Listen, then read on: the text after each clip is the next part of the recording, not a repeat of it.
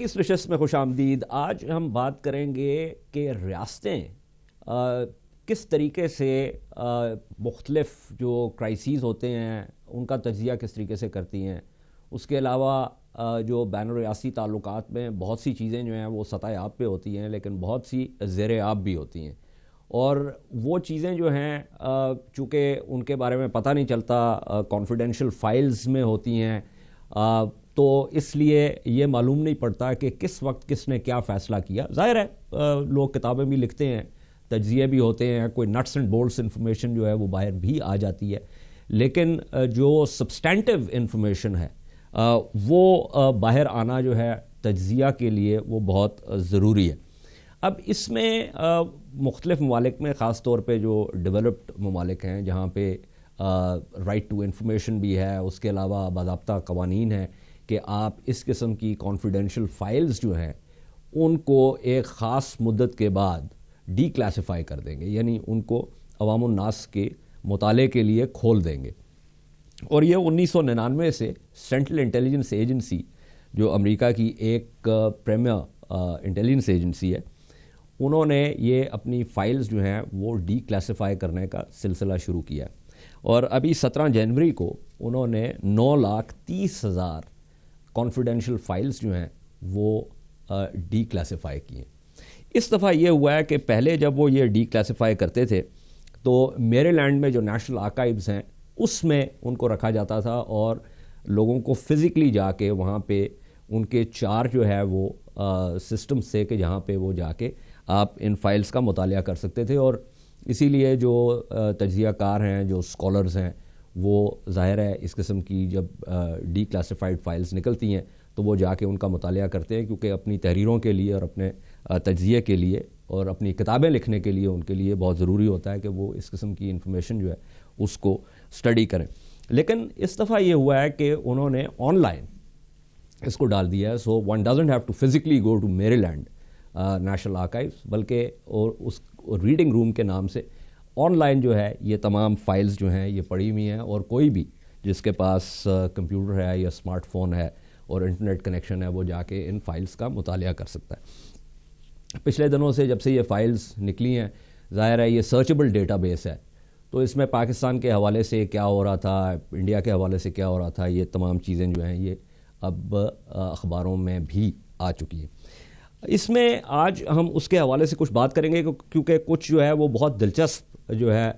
اس میں انفارمیشن ہے اور تجزیہ ہے، لیکن ساتھ ہی ساتھ ہم اس بات کے بارے میں بھی بات کریں گے کہ ہمارے ملک میں بہت سی چیزیں جو ہیں وہ ابھی تک سطح آب کے نیچے ہیں۔ ہمارے ہاں بہت سی جو ہے وہ کرائسیز ہوئے ہیں، ان میں سے کئی جو اس قسم کے کرائسیز تھے اس میں کمیشنز بھی بنے ہیں۔ ان کمیشنز کی باضابطہ طور پہ سرکاری طور پہ رپورٹس جو ہیں وہ سامنے نہیں آتی، تو ہم اس حوالے سے ڈسکس کریں گے کہ کیا یہ کتنی اہم بات ہے کہ اس قسم کی رپورٹس جو ہیں وہ سامنے آئیں، ان کے مندرجات سامنے آئیں، تاکہ ہمیں پتہ چلے کہ فیصلہ جو ہے یا فیصلے کس طریقے سے ہوتے ہیں، کس نے کس وقت کون سے فیصلے کیے، اور وہ جو فیصلے تھے ان کے نتائج ہمارے معاشرے کے لیے اور ہماری ریاست کے لیے کیا تھے۔ میرے ساتھ ڈاکٹر رفعت حسین ہیں جو کہ ہیڈ آف ڈپارٹمنٹ ہیں پبلک پالیسی کے نسٹ میں، زاہد حسین صاحب جو کہ از اے ویری ایمیننٹ جرنلسٹ اور صاحب کتاب بھی ہیں۔ دونوں مہمانوں کا شکریہ۔ اس میں ڈاکٹر صاحب اگر میں ایک دلچسپ اس سے شروع کروں، کچھ اور بھی چیزیں ہیں، لیکن ان فائلز میں یہ ذکر کیا گیا ہے کہ آج تک یہ کہا جاتا تھا کہ جو ٹریٹی آف فرینڈشپ جو ہے انڈیا کی ہوئی سوویت یونین کے ساتھ، وہ ایک بہت اس کا گہرا تعلق تھا، اور وہ ایک بڑی وجہ بنی جو 1971 کا جو سانحہ پاکستان کے ساتھ ہوا، اور یہ عمومی تاثر یہ رہا ہے کہ سوویت یونین جو ہے وہ چاہتا تھا کہ انڈیا جو ہے وہ پاکستان کو دو لخت کرے۔ لیکن اب ان فائل سے معلوم پڑ رہا ہے کہ سوویٹس نے تو in fact as it says they tried to avert the 1971 war، اور اس میں ان کا جو پریس تھا وہاں سے بھی یہی بات آ رہی تھی، جو سرکاری طور پہ بھی یہ سوویت یونین کے مختلف جو آفیشلز تھے وہ انڈیا کو اس بات سے باز رکھنے کی کوشش کر رہے تھے کہ جنگ کی صورتحال ہو. اور اس میں ایک میں بتا دیتا ہوں کہ مدراس میں ان کا Soviet consul general he met with a group of Indian politicians اور he seemed preoccupied with the need to avoid a military conflict between India and Pakistan. تو یہ ایک دلچسپ اور بھی چیزیں ہیں, اس کے حوالے سے بھی بات کریں گے, لیکن لیٹس بگن ود دس سر. جی شکریہ بہت اعجاز. میرے خیال میں یہ جو ڈی کلاسیفائڈ ڈاکومنٹس منظر عام کے اوپر آئی ہیں وہ اس امپریشن کو ری انفورس کرتی ہیں جس کے بارے میں ہمارے بہت سے محققین نے اسپیکولیٹ کر رہے تھے. فار ایگزامپل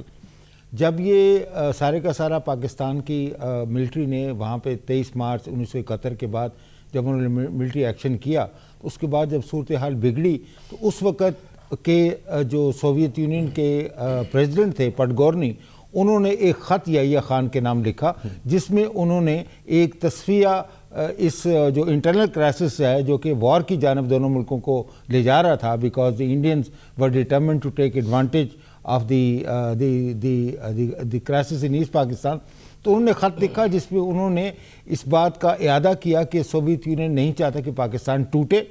اور پھر سوویت یونین, اچھا یہ بات بڑی ہی امپورٹنٹ ہے کہ اس وقت جو ہے وہ جو ٹریٹی جو ہے وہ سائن ہو چکا تھا, تو اس وقت پاکستان کے اندر ایک پریڈامننٹ خیال یہ تھا کہ سوویت یونین کا اسٹریٹجک ویٹ چونکہ انڈیا کے پیچھے ہے تو اس وجہ سے سوویت یونین انکریج کر رہا ہے انڈیا کو کہ پاکستان کے اوپر حملہ کرے. لیکن ان کے اس خط سے, جو کہ اب پاکستان ہورائزن نے ایک بہت بڑا ایک ایشو اسی سلسلے میں ڈیووٹ کیا تھا, اس کے اندر اس خط کا ٹیکسٹ موجود ہے, تو میں اس حوالے سے بات کر رہا ہوں. تو اس ٹیکسٹ کے اندر انہوں نے کہا, اس خط کے اندر جو انہوں نے یحییٰ کے نام لکھا, انہوں نے کہا جی کہ سوویت یونین جو ہے وہ پاکستان کی جو علاقائی سالمیت کے درپے نہیں ہے, اگر پاکستانی حکومت جو ہے وہ تھوڑا سا احتیاط سے کام لے. ایک بات. دوسری بات بڑی انٹرسٹنگ ہے کہ اسی قسم کا جو مشورہ جو ہے وہ چینی حکومت نے بھی یحییٰ خان کو دیا. انہوں نے کہا جی کہ آپ اس کو انٹرنل کرائسس کے طور پر ٹریٹ کریں, اور جو بھی عوامی لیگ کے 6 نکات کی جو بنیاد جس کے اوپر وہ الیکشن جیتے تھے 1970 کا, اس کے بارے سے آپ ان سے بات چیت شروع کریں. لیکن مجھے افسوس سے کہنا پڑتا ہے کہ یحییٰ خان نے وہ پٹگورنی کی بھی نصیحت کو اگنور کیا, اور چینیوں سے بھی انہوں نے اس قسم کا تاثر دینے کی کوشش کی کہ چین. اچھا یہ بہت دلچسپ آپ نے بات کی ہے ڈاکٹر صاحب, بیکاز اس کے اندر جو یہ انہی فائلز کے اندر یہ چیز بھی سامنے آئی ہے کہ ایک ہمارے ہاں ایک عام طور پہ بات ہوتی ہے کہ یہ 2 لخت ہونے کا جو معاملہ تھا یہ بھٹو صاحب کے اوپر اس کی ذمہ داری ڈالی جاتی ہے. لیکن ان فائلز سے یہ معلوم پڑتا ہے کہ یہ جو بات تھی کہ اسمبلی کا اجلاس بلوانا اور بات چیت کرنی مجیب الرحمان کے ساتھ, اس میں یحییٰ صاحب یہ نہیں کر پائے اس لیے کہ ان کے اوپر ملٹری جنرلز کا کافی پریشر تھا. جی بالکل صحیح بات کریں. لیکن دوسری طرف میں یہ کہوں گا کہ ان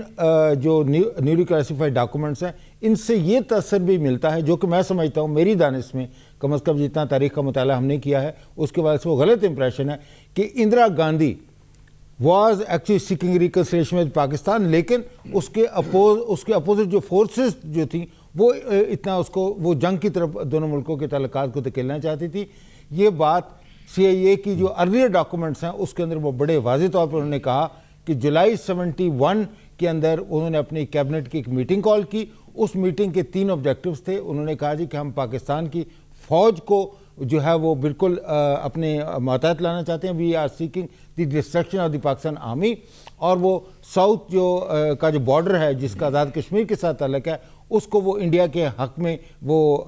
جو اسٹریٹن کرنا چاہتے ہیں. اور تیسرا ان کا یہ خیال تھا کہ پاکستان کو ایک ٹکڑے کر کے دو ٹکڑے کر کے پاکستان کے ہم اس کو اتنا کمزور کر دینا چاہتے ہیں کہ انڈیا کی ہیجمنی کے حوالے سے وہ کبھی وہ اس کو چیلنج نہ کر سکے. تو یہ جو وار ایمز ہیں انڈیا کے, میرے خیال میں یہ ڈاکومنٹس جو ہیں وہ دے گیو دی امپریشن کہ شاید Indira Gandhi was not interested in seeking destruction of Pakistan, بلکہ وہ ان کی اپوزیشن جو ہے وہ اپوزیشن کا ان کے اوپر پریشر تھا. میرے خیال میں آپ بالکل صحیح کہہ رہے ہیں, یہ تاثر بالکل غلط ہے. بہت سی اور چیزیں جو ہیں وہ اس بات کی طرف اشارہ کرتی ہیں جس آپ نے میٹنگ کا ذکر کیا جولائی والی کے, کہ یہ کافی عرصے سے یہ اسٹریٹجی جو ہے وہ بن رہی تھی. اور بلکہ اس میں بی رمن صاحب نے جو اپنی کتاب بھی لکھی ہے کاؤبوائز آف را, اس کے اندر بھی ہے کہ کس طریقے سے جو ہے وہ RNAW جو ہے وہ باضابطہ وہاں پہ ایسٹ پاکستان میں ارسٹ وائل ایسٹ پاکستان میں جو ہے وہ گڑبڑ پھیلا رہی تھی، مفتی بانی کو کس طرح ٹرین کیا جا رہا تھا اینڈ آل آف دیٹ. لیکن اس میں ایک اور جو چیز ہے، اگر میں اف آئی گو ٹو زاہد صاحب، اس میں بھٹو صاحب کے حوالے سے اس سکوت کا جو معاملہ ہوا اس کے بعد بات آ رہی ہے کہ ان کو فوج جو ہے وہ بہت غور سے مانیٹر کر رہی تھی، اور اس میں 19 فروری 1972 کا یہ لکھا ہوا ہے کہ civilian demands are coupled with competing claims from the military for a larger share of economic resources. Bhutto's decisions will be closely scrutinized by the army, which remains the strongest organized element in Pakistan and may be tempted to seize power again if Bhutto falters. تو یہ میں سمجھتا ہوں کہ کافی جو ہے وہ patient قسم کا جو ہے یہ تجزیہ لگتا ہے. What do you say about this? دیکھیں اعجاز، پہلے تو یہ بات ہے کہ ہمارے یہاں تاریخ کا جو ہے وہ کوئی اس طرح کا تصور نہیں ہے. اس کی وجہ یہی ہے جو آپ نے پہلے شروع میں اپنے میں کہا تھا انٹرو میں، کہ ہمارے یہاں نہ کوئی اس بات کا کانسیپٹ کہ آرکائیوز ہوں جس میں پیپر ہوں جہاں پہ ریسرچ ہو سکے. دوسری بات یہ ہوگی خود ہمارے جو لوگ شامل رہتے ہیں ڈیسیشن میکنگ میں یا ان تمام پروسیس سے واقف ہوتے ہیں، انہوں نے بھی کبھی اس بات کی کوشش نہیں کی ہے کہ اس کو تاریخ کو صحیح پرسپیکٹیو میں لکھی جا سکے. تو اب جو وہی بات جیسے ڈاکٹر رفعت کہہ رہے تھے، صحیح کہہ رہے تھے کہ زیادہ تر ہماری اسپیکولیٹو چیزیں رہی تھی، لیکن ان کاغذات سے ایک بہت ساری چیزیں نظر آتی کہ میں یہ تو نہیں کہوں گا کہ اس میں 100% تاریخ صحیح آتی ہے، لیکن کافی حقائق جو ہیں اس کے سامنے آتے ہیں. اور جیسے کہ کیونکہ یہ بھی جو ہے جب آرکائیوز آتی ہے تو وہ CIA کے حوالے سے ہے، تو ان کی ایک اسسمنٹ ہو سکتی ہے، اس میں بہت ساری چیزیں جو ہیں میرے خیال تو بھی ایک حد تک جو ہے خلاف باقی رہتا ہے. لیکن وہ جو آپ نے بات کی کہ جو ہے جب ذوالفقار علی بھٹو پاور میں بھی آتے ہیں تو آرمی کا، تو وہ تو بہت صاف طریقے سے بات آئی تھی نا. اگر آپ کو یاد ہوگا کہ 72 میں پہلی دفعہ کوشش ہوئی تھی ان کے خلاف، وہ بھی یاد ہوگا آپ کو کہ جو ہے جب جنرل گل حسن جو اس وقت کے کمانڈر ان چیف ہوتے تھے ان کو کس طرح سے ہٹایا گیا تھا جب بھٹو نے تقریر کی تھی کہ بوناپارٹزم وڈ ناٹ بی الاؤڈ. تو وہ تو صاف ظاہر ہو رہا تھا کہ جو ہے ایک تسلسل موجود ہے. اس کے بعد ایک ینگ آفیسرز کا جو ہے ایک لحاظ سے بغاوت بھی ہوئی تھی. اصل مسئلہ یہ تھا کہ ایک اور بہت اچھی جو کتاب ہے بریگیڈیئر AR صدیقی کی،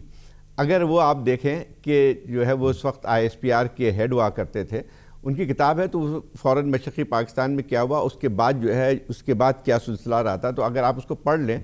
تو جب فوراً بعد جنگ کے خاتمے کے بعد جب ذوالفقار علی بھٹو جاتے تھے مختلف گیریزن میں یا مختلف کنٹونمنٹ میں، تو جس قسم کے سوالات ان سے ہو رہے تھے وہ بہت ہی زیادہ وہ ایک لحاظ سے اس چیزوں کو ظاہر کرتی ہیں کہ باوجود اس کے کہ مشرقی پاکستان میں یا بنگلہ دیش میں آپ کو ایک شکست ہوئی تھی، لیکن اس کے باوجود بھی فوج کا ایک کلاؤڈ جو تھا یہاں پہ موجود تھا. تو وہ چیزیں جو ہیں آپ کو اس میں ان کا جو تجزیہ نظر آتا ہے وہ اسی حوالے سے ہے کہ آرمی واز کلوزلی واچنگ ہم. اور دوسری بات یہ ہے کہ بہت ساری چیزیں جو ہیں وہ آہستہ آہستہ جو ہے آفیسرز کور میں موجود تھیں. 1977 کا جو ایک لحاظ سے کو تھا وہ جو ہے وہ آئسولیشن میں ہم کو نہیں دیکھنا چاہیے. وہ ایک کانسٹنٹ جو ایک فرکشن موجود تھی ایک لحاظ سے جس کو ہم کہتے ہیں آفیسر کور اور بھٹو کی گورنمنٹ میں، اس میں بہت بڑا جو ہے اس کا بن کے آتا ہے. ایک مسٹرسٹ بہت موجود تھی پہلے سے، بہت سارے سوالات جو ابھارے گئے تھے. اس کی وجہ بہت ساری اور بھی تھی جس کو ہم خود اپنی اس میں دیکھ سکتے ہیں کہ ایک تو یہ تھا کہ گل حسن کے واقعے کو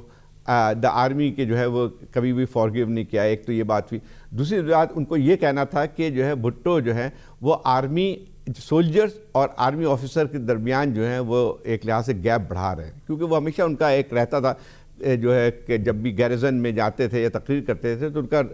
جو ہے وہ تقریر جو ہے وہ ایڈریس ہوتی تھی وہ سولجرز کی طرف ہوتی تھی.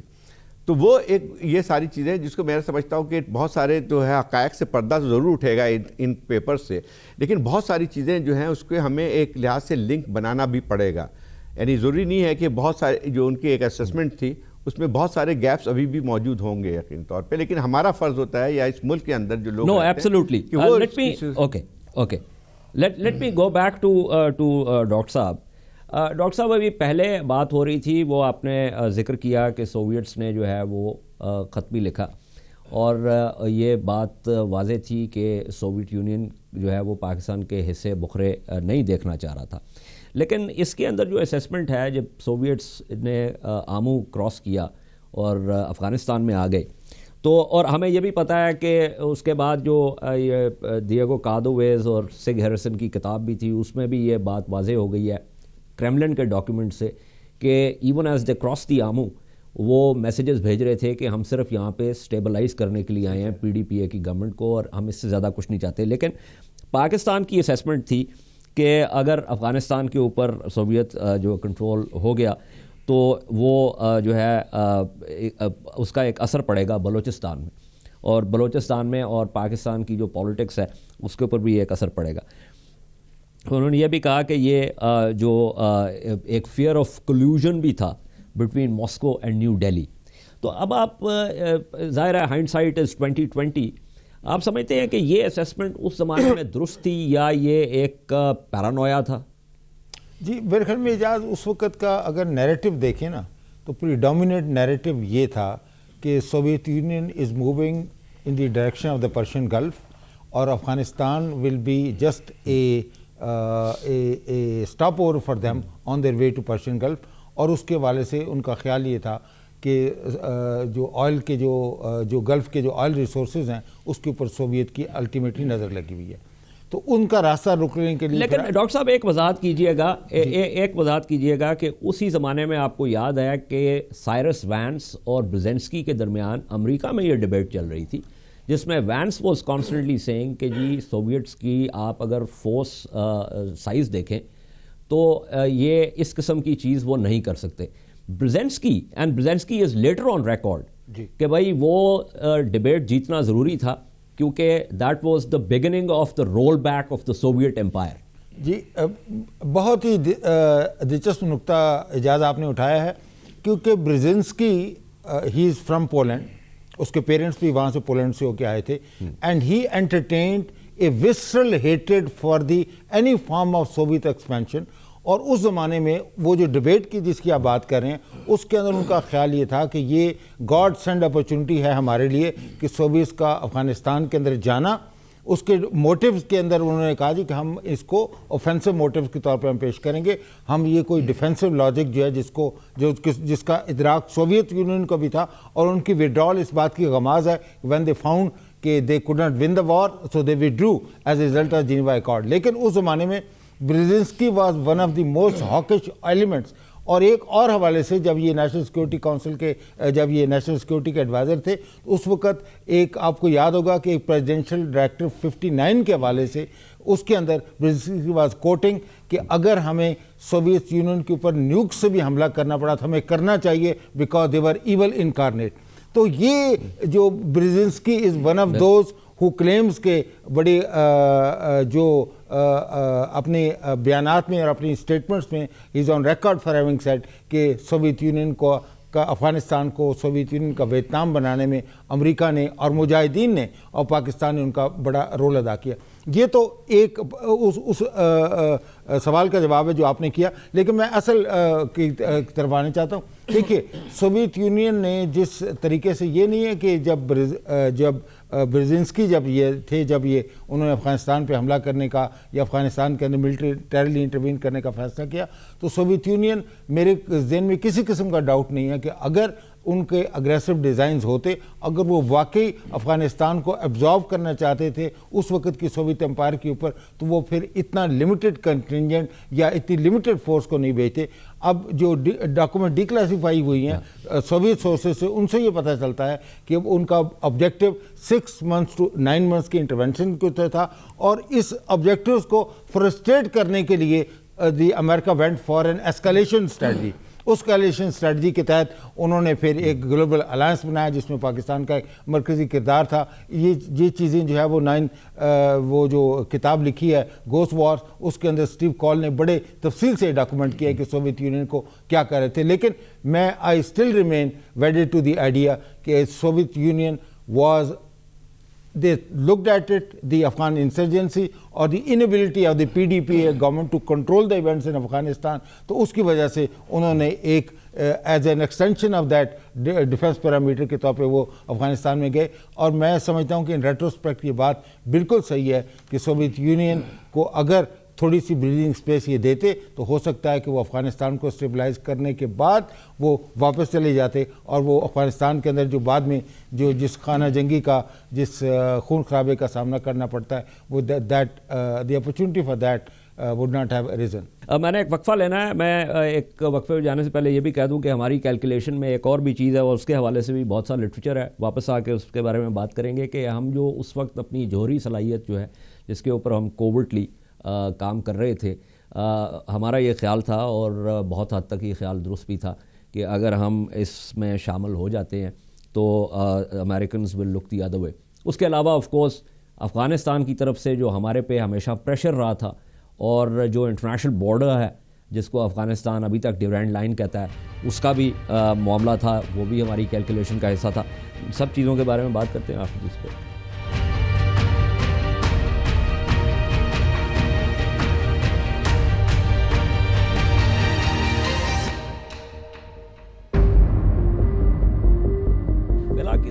بات کر رہے ہیں جو سینٹرل انٹیلیجنس ایجنسیز کی files, confidential files D classify ہوئی ہیں ان کے حوالے سے کہ جو پرانے واقعات تھے اس میں کس طرح فیصلے ہو رہے تھے, کون فیصلے کر رہا تھا. اور یہ ایک بہت اہم چیز ہے اور بدقسمتی سے ہمارے ہاں جو ہے وہ ابھی تک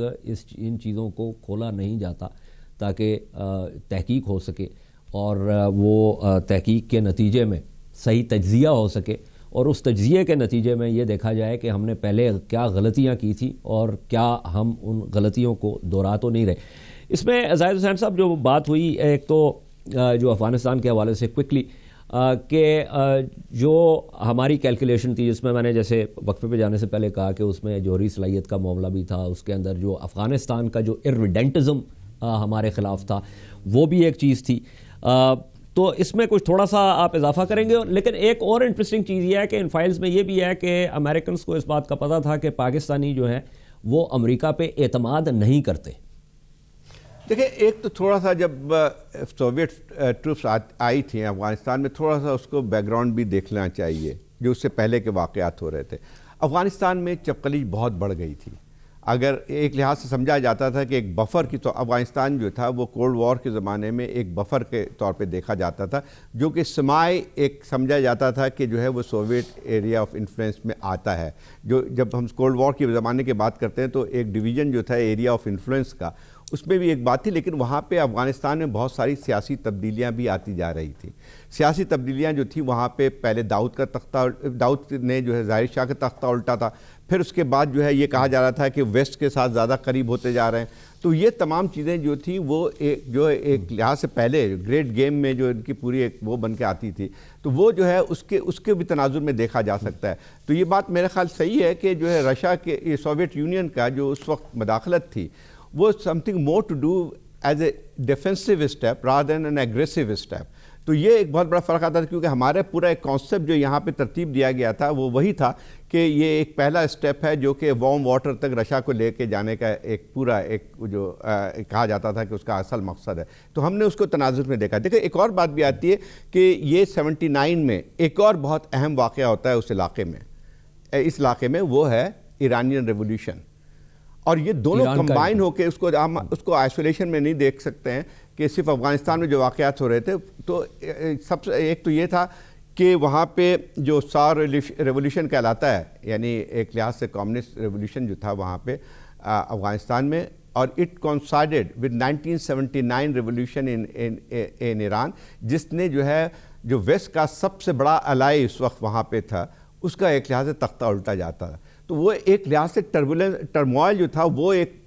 میرے خیال یہ کہ اور تمام کیلکولیشنز میں یہ بھی کیلکولیشن آ رہی تھی جس کے نتیجے میں جو اس کی ایک لحاظ سے جو نوعیت تھی سوویٹ کی افغانستان میں آمد, تو وہ ان تمام چیزوں کے ساتھ مل کے جو ہے وہ ایک کریٹ کرتے ہیں انسرٹنٹی سی. پاکستان کا مسئلہ جو ہے وہ جو میں سمجھتا ہوں اس میں دو چیزیں تھیں. ایک تو یہ تھا کہ ایک جینوئن ایک کنسرن موجود تھا, لیکن آپ کو تھوڑا سا اور بھی پیچھے کی طرف جانا پڑے گا کہ باوجود اس کے کہ ضیاء الحق جو بھی تھا اس کا, لیکن he developed some contact with Turkey government. جو نور الدین ترکئی جو پہلے ساؤ ریولیوشن کے بعد آئے تھے, تو اس وقت یاد ہوگا آپ کو کہ جو ہے اس وقت جو ہے وہاں بلکہ وزٹ پہ بھی گئے تھے. ہوانہ میں دونوں کی ملاقات ہوتی ہے نان الائنڈ کانفرنس کے دوران, اور وہاں سے جب واپس آتا ہے نور محمد ترکئی تو وہاں پہ پھر وہ مارا جاتا ہے. اور اس کی تھوڑی سی اور تاریخ پڑھیں کہ اصل میں بات اس میں اب جو آ رہی ہے ایک اور منظرنامہ آ رہا ہے کہ حفیظ اللہ امین کو مرنا تھا لیکن مارا گیا ہے محمد ترکئی, جو کہ ایک لحاظ سے وہ تھا. تو یہ تمام چیزیں جو ہیں وہ ایک خاصی ایک کمپلیکس سچویشن بن کے آتی ہے. اور عام طور پہ یہی ہوتا ہے کہ جب آپ کوئی بھی ایک سپر پاور یا great power when it get involve in a conflict, تو اس کی جو نوعیت ہوتی ہے شروع میں شاید وہ نہیں ہوتی ہے, لیکن اٹ گیٹس جو ہے مور اینڈ مور ڈیپر جو ہے وہ انوالومنٹ ہوتی جاتی ہے, جو کہ پھر آپ پیچیدگی اس کے اندر بہت زیادہ بڑھنا شروع ہو جاتی ہے. یہی چیز ہے. افغانستان کی صورتحال ابھی کی بھی دیکھ لیں, اگر ہم اس کا تھوڑا سا وہ کر لیں کہ جو ہے وہ ایک سوویت یونین, جو آپ کی بات صحیح ہے کہ اس وقت محدود مقاصد تھے شاید, لیکن یہ کہ جو اس کے ہاتھ سے بات نکلتی چلی گئی. لیکن اسی طرح سے آپ افغانستان میں امریکہ کے انویژن کو دیکھ لیں کہ ابتدا جو وہاں سے شروع ہوتی ہے کہ اصل مقصد طالبان کی حکومت ختم کرنا ہے, القاعدہ کو وہاں سے ہٹانا ہے. اور بنیادی طور پہ یہ ہے کہ وہ جو افغانستان کا معاملہ ہے وہ ثانوی ہو جاتا ہے اور پھر وہاں پہ دو سپر پاورز کے مفادات کی جو لڑائی جو ہے وہ شروع ہو جاتی ہے. اس میں ایک ڈاکٹر صاحب ایک اور انٹرسٹنگ جو چیز ہے, اینڈ کوئکلی, اور پھر میں ذرا جانا چاہتا ہوں کلوزنگ سے پہلے کہ ہمارے ہاں جو ہے وہ ڈی کلاسیفائی کیوں نہیں ہوتے ڈاکیومنٹ, جو ان فائلز میں ذکر ہے, اور اس میں اور بھی بہت سارا لٹریچر ہے جس کے اس حوالے سے کہ انڈیا نے جب ایک ونڈو آف سیویجری جو ہے وہ ان کا خیال تھا کہ ان کے پاس ہے اگینسٹ کہوٹا, اور جیسے کہ جو ہے وہ اسرائیلی پریمپٹیو سٹرائک تھی, یا اسرائیلی پریمپٹیو سٹرائک سے پہلے ایک ایرانین پریمپٹیو سٹرائک تھی اگینسٹ عراقی نیوکلیر کیپیبلٹی, جس کے بارے میں لوگوں کو کم پتہ ہے. تو انڈیا آلسو وانٹڈ پریمپشن, اس کا تھوڑا سا بتائیے, کیونکہ وہ میں سمجھتا ہوں کہ ناظرین میں بہت سے ایسے لوگ ہوں گے کہ جن کا ایک انٹرسٹ ہوگا اس حوالے سے کہ وہ کیا تھا. جی, اس میں اس کی مختصراً جو تاریخ ہے وہ یہ ہے کہ 84 اور 85 کے درمیان اس وقت ہندوستان نے کنسلٹیشن کی اسرائیلی ایئر فورس کے ساتھ,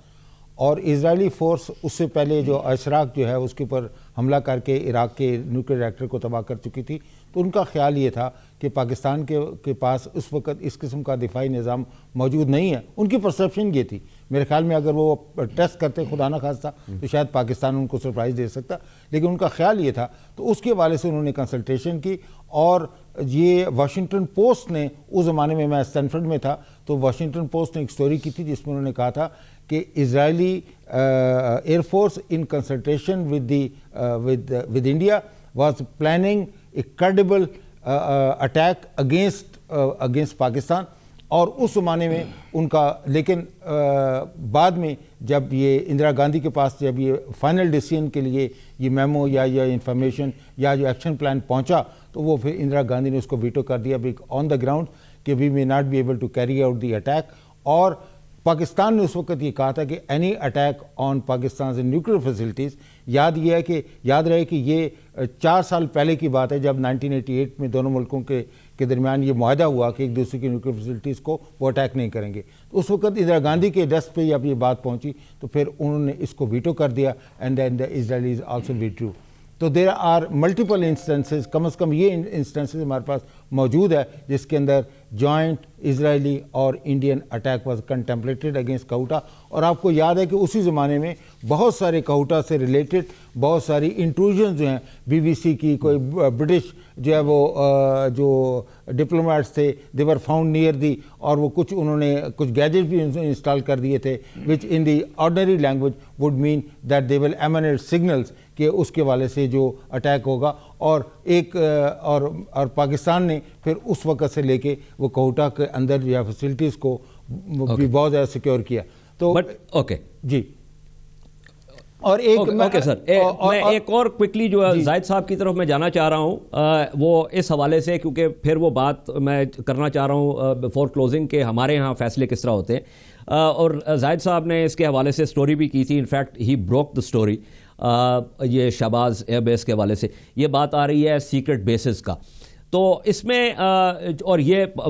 قریب کے زمانے کی بات ہے زاہد صاحب, تو اس میں ذرا تھوڑا سا بتائیے کہ آپ کیا سمجھتے ہیں کہ ہمارے ہاں یہ چیزیں ڈی کلاسیفائی نہیں ہوتی, ہمیں معلوم نہیں ہوتا کہ یہ فیصلے کس طرح ہوتے ہیں, ان فیصلوں کی کیلکولیشن کیا ہوتی ہے, اور کیا یہ فیصلے ہمارے لیے مفید ثابت ہوئے تھے کہیں ایسا تو نہیں ہے کہ اب بھی ہم اس طرح کے فیصلے کر رہے ہیں کہ جو کہ سطح آپ کے نیچے؟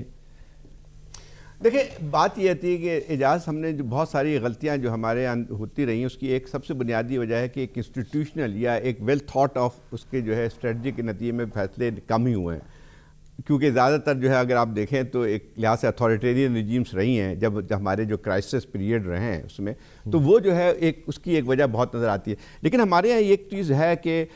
اس کو چھوڑیں، آرکائیوز کی تو بہت دور کی بات آتی ہے. ابھی حال میں مجھے خود بھی اس سے واسطہ پڑتا رہا ہے، میں کتاب پہ کام کر رہا ہوں، کہ اتنی دقت ہوتی ہے کہ جو واقعات ہو چکے ہیں جہاں امریکن پریس میں یا امریکہ کے 6-7 کتابیں اس موضوع پہ آ گئی ہیں. میں اس کے حوالے سے بات کر رہا ہوں. امریکہ اور جو ہے پاکستان کے تعلقات جو 2001 سے لے کے اب تک کے ایک بہت بڑا ایک سوالیہ نشان اس کے دوران میں، جس کو کہا جاتا ہے کہ ایک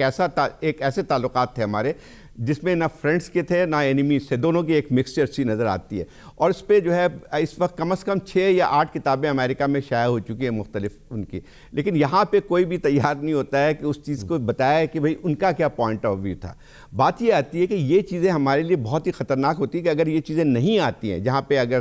ہمارا ایک صحیح بھی ایک لحاظ سے ایک وہ ہو سکتا ہے، فیصلہ ہو سکتا ہے، یا اس کی وجوہات صحیح ہو سکتی ہیں، کیونکہ جب آپ کسی سے آپ کے تعلقات بنتے ہیں تو ایک نیشنل انٹرسٹ بھی ہوتا ہے، جہاں کنورجنس آف انٹرسٹ ہوتے ہیں وہاں ڈائیورجنس بھی ہوتے ہیں. تو ہم اس کو تیار نہیں ہیں اس کو بتانے کے لیے کہ کیا ہمارے کہاں پہ تحفظات تھے، یا ہمیں جو ہے جہاں پہ کنورجنس تھے اور کہاں پہ ڈائیورجنس تھے. نتیجہ یہ ہوتا ہے کہ ہم جو ہے ہمیشہ جو ہے ایک وپنگ ہوا ہے، ہمارے ایک تعلق بن کے آتا ہے، کیونکہ آپ پہ پورا الزام ایک طرفہ آتا رہتا ہے. اور ابھی تک یہ ہمارے یہاں یہ مسئلہ بہت ہے موجود کہ تاریخ کو صحیح طور پہ، واقعات کو صحیح طور پہ بتانے کا ہمارے یہاں کوئی رجحان نہیں ہے. اور اسی وجہ سے جو آپ کہہ رہے ہیں کہ بہت ساری ایمبیگوٹی رہتی ہے. اب آپ کی وہ جو ہے جو یہ اس کی بیس کی بات آتی ہے، تو 4 بیسز تھے ان کے پاس امریکہ میں، جو کہ 2001 میں فیصلے کے بعد جو ہے ہوئے تھے. اور ایک جو وہ تھا جس کی آپ بات کر رہے ہیں وہ جو اس میں بلوچستان میں تھا، وہاں پہ 2009 تک وہ آپریٹو تھا،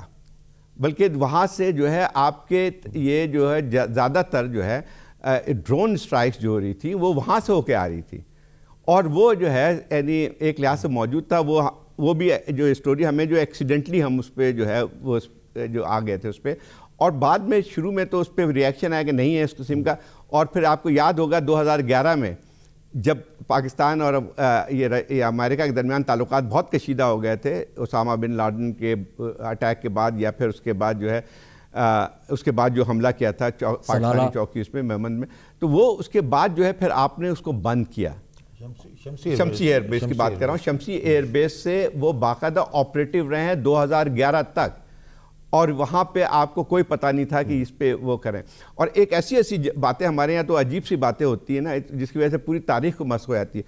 وہ ابھی شاہد عزیز صدیقی جو کہ سی جی ایس تھے اس زمانے میں،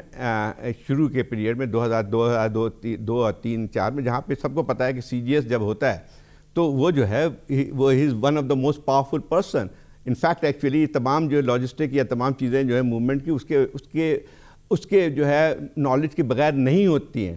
وہ جو ہے وہ اپنی کتاب میں لکھتا ہے، اگر آپ نے دیکھی ہوگی ان کی سرگزشت جو آئی ہے، کہ اس میں تو کہتے تھے مجھے علم نہیں تھا کہ شہباز میں بھی ہے، شمسی بھی کوئی ایئر بیس ہے، اور نہ ہی مجھے یہ پتا تھا کہ جو ہے امریکنز کو کیا کیا فیسلٹی دی گئی ہے. اب مجھے بتائیے کہ جب یہ حالت ہماری ہو تو پھر تو تاریخ کی تو دور کی بات ہے، ہمیں تو حقائق سے بھی بہت زیادہ چیزیں جو ہیں وہ پتہ نہیں چلتی کہ کیا ہو کیا رہا ہے. لیکن جو غلط بات تھی، میں یہ کہہ رہا ہوں کہ شاید چیز نے جھوٹ بولا ہے. اوکے پروگرام کا وقت بھی ختم ہو رہا ہے ڈاکٹر صاحب، لیکن I quickly want to have your perspective on this کہ آج کے زمانے کی جو جنگ ہے وہ بہت مختلف طریقے سے لڑی جاتی ہے، اور اس کے اندر پروپیگنڈا بھی بہت ہوتا ہے. ہمارے ہاں فوج جو ہے وہ ایک بہت منظم ادارہ ہے. انفیکٹ آئی وڈ سے کہ اس وقت عالم اسلام کی سب سے زیادہ آرگنائزڈ اور ٹرینڈ فوج جو ہے وہ ہمارے پاس ہے. لیکن ساتھ ہی ساتھ ہمارے یہاں جو سول ملٹری کے غیر متوازن تعلقات ہیں، اس کے اندر ہمیں کس طریقے سے، کیونکہ ہمیں بہت پھونک کے قدم رکھنا پڑے گا کہ ہم کرٹیکلی چیزوں کو دیکھیں بھی، لیکن ایسا نہ ہو کہ کہیں اس طرح کی فضا پیدا ہو جائے کہ جس کے اندر جو ہے وہ ہم اپنی فوجی طاقت سے جو ہے ہماری وہ کمزور ہونا شروع ہو جائے. How do you look at it sir, but very quickly? Ijaz بڑا ہی مشکل سوال آپ نے کر دیا، کیونکہ انفارچونیٹلی سول حکومت کا ایک اپنا نیریٹو ہے اور ملٹری کا ان معاملات کے حوالے سے کہ اپنا نیریٹو ہے. ان دونوں نیریٹو کی جنگ کے اندر the casualty are the facts on the ground. For example میں یہ کہوں گا، آپ کی توجہ دلانا چاہوں گا اور ناظرین کے حوالے سے بھی، ایک 1967 کے اندر پاکستان کے ایک بہت ہی بڑے مشہور جو اب وفات پا گئے ہیں ہسٹورین تھے کے عزیز. انہوں نے ایک کتاب لکھی تھی مرڈر آف ہسٹری. اس کے اندر انہوں نے بتایا تھا کہ ہم نے نہ صرف ہم نے حقائق کو چھپانے کی کوشش کی ہے، بلکہ حقائق کو اس حد تک ہم نے مسخ کر دیا ہے، اس طریقے سے ڈسٹارٹ کر دیا ہے کہ ہمیں تاریخ کے بارے میں جو ہسٹوریکل نالج جو ہے، جس کے اوپر آپ اپنا نیریٹو بلڈ کرتے ہیں، وہ اس کی بھی ہمیں جو ہے وہ قابل اعتماد نہیں ہے. اور دوسری بات میں یہ کہوں گا کہ 1971 کا جب یہ جو اندوناک واقعہ ہوا، تو اس کے بارے میں حمود الرحمان کمیشن کے بارے کی رپورٹ کے بارے میں ہمیں جو لیکس ہوئی ہیں وہ اس کی بنیاد پہ پتہ چلا، لیکن آج بھی کسی حکومت کو یہ توفیق یہ نہیں ہوئی کہ وہ 1971 کی اور اس طریقے سے وہ لیکس جو ہیں سر، وہ ٹائمز آف انڈیا نے لیک. جی تو وہ سو آن اینڈ سو فورتھ کہ میرے کہنے کا مقصد ہے کہ جب پاکستان اپنا نیریٹو جو کہ ہسٹوریکل انکنٹرووربل فیکٹس کے اوپر بیسڈ ہے